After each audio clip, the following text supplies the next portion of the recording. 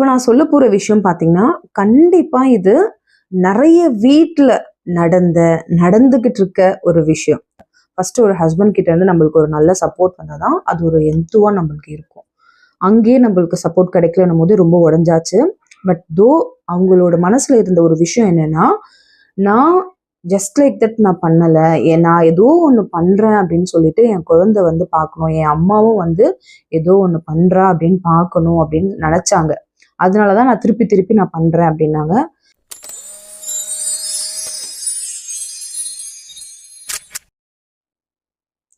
Hi all, welcome back to my channel. So நம்மளோட சேனலில் already ஒரு 2 வீடியோஸ் நான் வந்து ரிலீஸ் பண்ணியிருந்தேன். Thank you so much. உங்களோட ரெஸ்பான்ஸ், உங்களோட சப்போர்ட் எனக்கு வந்து ரொம்ப அதிகமாக கிடைச்சது. Thank you so much for every one. So இந்த வீடியோவும் கண்டிப்பாக உங்களுக்கு ரொம்ப பிடிச்சமானதாக இருக்கும் அப்படின்னு சொல்லிட்டு நான் நம்புகிறேன். இப்போ நான் சொல்ல போகிற விஷயம் பார்த்தீங்கன்னா, கண்டிப்பாக இது நிறைய வீட்டில் நடந்துக்கிட்டு இருக்க ஒரு விஷயம். அதை பற்றி தான் நம்ம இன்னைக்கு அட்ரஸ் பண்ண போகிறோம். ஆக்சுவலாக நம்ம எப்பவுமே லைஃப்பை பார்த்து கேட்குற ஒரு கேள்வி தான் இது. நான் இவ்வளோ கஷ்டப்பட்டு இவ்வளோ ஹார்ட் ஒர்க் பண்ணுறேன், ஆனாலும் ஏன் எனக்கு இது இன்னும் நடக்கவே மாட்டேங்குது, ஏன் எனக்கு இது இன்னும் கிடைக்கவே இல்லை, இதுக்கு மேலே நான் என்ன தான் பண்ணணும், இவ்வளோ கஷ்டப்படுறேன், நான் இவ்வளோ ஹார்ட் ஒர்க் போடுறேன், நான் என்னால் முடிஞ்ச வரைக்கும் ஈவன் முடியாதது கூட நான் பண்ணுறேனே அப்படின்னு எத்தனை பேர் புலம்பியிருப்போம். கண்டிப்பாக எல்லாரோட லைஃப்லையுமே இந்த ஒரு ஸ்டேட்மெண்ட் ஒரு வாட்டியாச்சும் சொல்லியிருப்போம். இப்போ நான் சொல்ல போகிற ஒரு விஷயமே ஒரு கதையும், இது கதை கிடையாது, எல்லாமே உண்மையாக நடந்த ஒரு சம்பவம் தான். ஆக்சுவலாக இது எங்கள் நெய்பரில் நடந்த ஒரு விஷயம். ஸோ இதோடு ரிலேட்டடாக இருக்கிறதுனால நான் அவங்கக்கிட்ட ஷேர் பண்ணணும்னு நினைக்கிறேன். ஸோ எங்கள் நெய்பர், அவங்க நேம் வந்து செல்வி. ஸோ அவங்க என்ன பண்ணாங்க, ஒரு நல்ல ஒரு ஃபேமிலி அவங்களுக்கு. ஆக்சுவலாக ஹஸ்பண்ட், அவங்களோட குழந்தை, டாட்டர், அவங்களோட மதர்-இன்லா, ஃபாதர்-இன்லா எல்லாருமே ஒரு நல்ல ஒரு ஃபேமிலியில் இருந்துட்டு இருந்தாங்க. பட் அவங்க எந்த ஒரு ஜாபுக்குமே போகல. பட் அவங்களுக்கு ஒரு எய்ம் இருந்துச்சு. அதாவது ஒரு ட்ரீம் என்னென்னா, எனக்கு ஏதாச்சும் ஒரு கவர்மெண்ட் ஜாபில் போய் ப்ளேஸ் ஆகணும் அப்படின்னு சொல்லிட்டு. ஸோ அப்படியே மேரேஜு, கிட்டு அப்படின்னு போனதுனால அப்படியே சர்ப்ரைஸ் ஆகிட்டே வந்துச்சு அந்த ட்ரீம். திடுக்குன்னு ஒரு நாள் அவங்க ட்ரை பண்ணாங்க, நான் ஏன் வந்து திருப்பியும் வந்து ஒரு ரீஸ்டார்ட் பண்ணக்கூடாது அப்படின்னு சொல்லிட்டு. அவங்க அதுக்குன்னு தனியாலாம் எதுவுமே மெனக்கெடலை. ஜஸ்ட் புக்ஸ் மட்டும் வாங்கிட்டு குழந்தைய ஸ்கூலுக்கு அனுப்புறது, ஆஃபீஸ் ஹஸ்பண்ட் அனுப்புறது, அது எல்லாமே பண்ணி முடிச்சிட்டதுக்கப்புறமா தான் அவங்க ஒர்க் எல்லாம் முடிச்சுட்டு she use to prepare for the exam.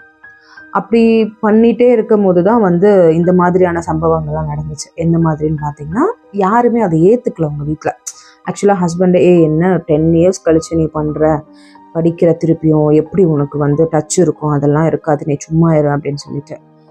Support கிடைக்கல பெருசாக. But she didn't give up. என்ன பண்ணாங்க, அப்பியர் ஆனாங்க. டெஃபினட்டாக முடியல அவங்களால, அட்டெம்ப்ட் ஃபெயில் ஆகிடுச்சு. தென் அப்புறமாவுமே ட்ரை பண்ணாங்க. நெக்ஸ்ட்டு டைமே அவங்களால வந்து கோ த்ரூ பண்ணி போய் பாஸ் ஆக முடியல. அப்போவுமே ஃபெயில் ஆகிட்டாங்க. அப்போயுமே அவங்க ஹஸ்பண்ட், நான் சொல்கிறது கேளு, வேண்டாம் திருப்பி திருப்பி நீ வந்து ட்ரை பண்ணிகிட்டே இருக்க, விட்டுடு அப்படின்னு சொல்லிட்டு. ஸோ வீட்டில் இருக்க எல்லாருமே அடுத்தடுத்து சொல்ல ஆரம்பிச்சிட்டாங்க. ஃபஸ்ட்டு ஒரு ஹஸ்பண்ட் கிட்ட இருந்து நம்மளுக்கு ஒரு நல்ல சப்போர்ட் வந்தால் தான் அது ஒரு எந்துவாக நம்மளுக்கு இருக்கும். அங்கேயே நம்மளுக்கு சப்போர்ட் கிடைக்கலன்னும் போது ரொம்ப உடஞ்சாச்சு.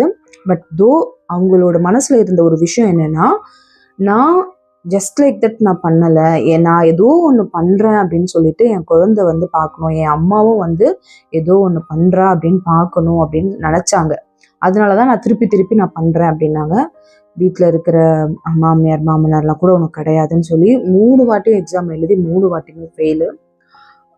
அழுக எல்லாத்தையுமே தாண்டி அவங்களுக்கு வலி, அந்த வேதனை, அதாவது எனக்கு நான் ஃபெயிலியர் ஆயிட்டேன் அப்படின்ற வேதனையை விட, நான் இவ்வளோ கஷ்டப்பட்டுமே எனக்கு இது கிடைக்கலையே அப்படின்னு அவங்களுக்குள்ளேயே ஒரு கோபம், அவங்களுக்குள்ளேயே ஒரு ஏமாற்றம்.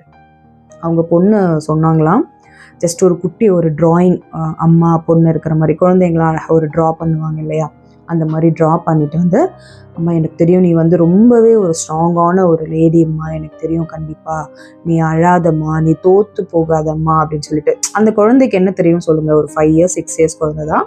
ஆனால் அந்த குழந்தை சொன்ன ஸ்டேட்மெண்ட், நீ வந்து ஸ்ட்ராங்காக இருப்பம்மா, எப்பவுமே நீ தோற்றெல்லாம் போகாத, அழாத அப்படின்னு சொல்லிட்டு.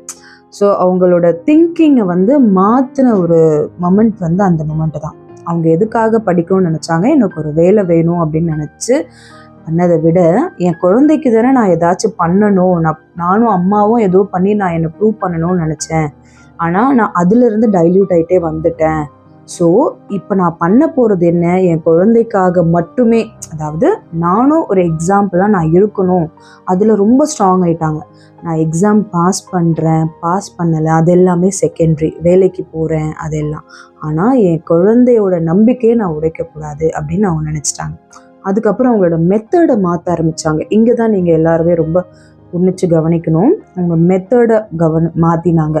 எந்த மாதிரியான ஸ்டாட்டிக்ஸை ஃபாலோ பண்ணாங்களோ அது எல்லாத்தையுமே கொஞ்சம் கொஞ்சமாக ஆல்டர் பண்ணாங்க, கொஞ்சம் ஃபோக்கஸ் பண்ணாங்க. முக்கியமானதாக ஹார்ட் ஒர்க் பண்ணுறத மாற்றி ஸ்மார்ட் ஒர்க்காக பண்ணாங்க. அதாவது அவங்களோட தப்புகள் எல்லாமே கண்டிப்பாக நம்மளோட தப்பு இன்னொருத்தருக்கு தெரியாமல் இருக்கலாம், ஆனால் நம்மளோட தப்பு டெஃபினட்டாக நம்மளுக்கு தெரியும் இல்லையா? ஸோ அதை எல்லாமே மாற்றி ரொம்ப அழகாக அவங்கள ஃபோக்கஸாக எடுத்துகிட்டு போனாங்க. அந்த எக்ஸாம்லேயுமே பாஸ் பண்ணாங்க. பிலீவ் ஆர் நாட், ரொம்ப பெரிய மார்க்கு, டாப் மார்க்கு, செம்ம அப்படின்ட்டுலாம் கிடையாது, பாஸ், அவ்வளோதான். ஸோ பாஸை அப்பாயின்மெண்ட் ஆர்டர் வீட்டுக்கு ரிசீவ் ஆகிற அந்த ஒரு மொமெண்ட்டு அவங்க சந்தோஷப்படலை, எதுவுமே இல்லை. ஜஸ்ட் அப்படியே அந்த தரையில் உட்காந்து பயங்கரமான ஒரு அழுகை. அந்த அழுகை ஆனந்த கண்ணீர் சொல்லுவாங்கள்ல, அந்த ஆனந்த கண்ணீருக்கு மேலே இத்தனை நாள் பட்ட கஷ்டம், அதாவது எத்தனை சாக்ரிஃபைஸ் அதுக்கு பின்னாடி இருக்கும், எத்தனை வலி வேதனை அதுக்கு பின்னாடி இருக்கும். ஸோ அதுக்கு எல்லாத்துக்குமே அட் லாஸ்ட்டாக ஒரு மொமெண்ட்டாக எனக்கு இந்த ஃப்ரூட் கிடச்சிருச்சு அப்படின்ற மாதிரி அந்த ஒரு மொமெண்ட். அந்த குழந்தைய அப்படி ஒரு ஹக்கிங், அந்த குழந்தைக்கு தான் அவ்வளோ பெரிய ஒரு கிரெடிட் கொடுத்தாங்களாம். செல்வி அழுததுக்கு அவங்களோட வீக்னஸ் தான் காரணம் அப்படின்னு நினைக்காதீங்க. ஆக்சுவலாக அந்த வீக்னஸ் எல்லாம் ஒன்றுமே கிடையாது அவங்களுக்கு. அவங்க இவ்வளோ ஒரு ஸ்ட்ராங்காக 3 வாட்டி ட்ரை பண்ணி ஃபெயிலியராயும் மீண்டு வந்திருக்காங்கன்னா அதில் இருக்கிற பெயின் தான் அந்த அழுகைக்கான காரணம். அது ஆனந்த கண்ணீராக எடுத்துக்கிறதா இருந்தாலும் ஓகே, ஆனால் பெயினோட பிரதிபலிப்பாக தான் அந்த கண்ணீரை நான் அன்னைக்கு பார்த்தேன். ஸோ நீங்கள் உங்களோட லைஃப்பில் ஹார்ட் ஒர்க் பண்ணுறது அப்படின்றது ரொம்ப முக்கியம்தான்.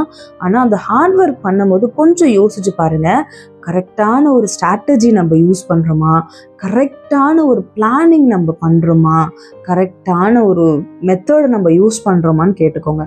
ஸோ இனிமே நீங்கள் உங்களோட லைஃப்பில் நான் இவ்வளோ பண்ணியும் எதுக்கு எனக்கு கிடைக்கவே மாட்டேங்குது அப்படின்னு யோசிக்கிறீங்களா? கடவுள் எனக்கு பண்ணவே மாட்டேங்கிறாரு, கடவுளே நான் வெறுத்துட்டேன், என் லைஃபையே நான் வெறுத்துட்டேன் அப்படின்னு யோசிக்கிறீங்களா? இனிமே அதை மாற்றி எப்படி யோசிக்கணும் நீங்கள்? நான் இவ்வளோ எஃபர்ட் போட்டும் பண்ணலையே, நான் எதை மாற்றணும், இன்னொரு நியூ மெத்தட் நான் ட்ரை பண்ணலாமா அப்படின்னு மட்டும் யோசிச்சு பாருங்க. கண்டிப்பாக உங்களால் அதை மாற்ற முடியும். நம்ம போடுற ஹார்ட் ஒர்க்கு கண்டிப்பாக வேஸ்ட் ஆகாது, நம்ம போடுற எஃபர்ட் கண்டிப்பாக வேஸ்ட் ஆகாது. ஆனால் ஏதோ ஒரு சின்ன இடத்துல தான் அதை மிஸ் பண்ணிகிட்டே வருவோம். அது என்னன்னு கண்டிப்பாக உங்களால் மட்டும்தான் அதை கண்டுபிடிக்க முடியும். ஏன்னா நம்மளை பற்றி நம்மளுக்கு தான் ரொம்பவே கிளியராக தெரியும். ஸோ அந்த மெத்தடை மட்டும் லைட்டாக மாற்றிட்டு ட்ரை பண்ணுங்கள், கண்டிப்பாக உங்களால் அச்சீவ் பண்ண முடியும். ஸோ எப்பவுமே இதுக்கப்புறம் நீங்கள் நினைக்க வேண்டியது என்ன, எல்லாம் பண்ணி எனக்கு ஏன் கிடைக்க மாட்டேங்குது அப்படின்னு யோசிக்கக்கூடாது. எல்லாம் பண்ணி இன்னும் ஏன் எனக்கு கிடைக்க மாட்டேங்குது, நான் இதை எப்படி பண்ணணுமோ அப்படி மட்டும் யோசிச்சு பாருங்கள். Success at your door step. ஓகேவா? ஸோ கண்டிப்பாக இந்த வீடியோ உங்களுக்கு ரொம்பவே ஒரு தாட் ப்ரொவோக்கிங் ப்ராசஸாக கண்டிப்பாக உங்களை எடுத்துகிட்டு போகும் அப்படின்னு சொல்லிட்டு நம்புகிறேன். நெக்ஸ்ட்டு வீடியோவை உங்கள் எல்லாருக்குமே சூப்பரான ஒரு டாப்பிக்கோட சந்திப்பேன் அப்படின்ற எனக்கு எந்த டவுட்டும் கிடையாது. உங்களுக்கு ஏதாச்சும் டாப்பிக்கை பற்றி பேசணும் என் கூட அப்படின்னா கண்டிப்பாக எனக்கு கமெண்ட் செக்ஷனில் ஒரு கமெண்ட் பண்ணுங்கள். அந்த டாப்பிக்கை பற்றி நம்ம அட்ரஸ் பண்ணலாம். நெக்ஸ்ட் வீடியோவில் உங்கள் எல்லாருமே சந்திக்கிறேன்.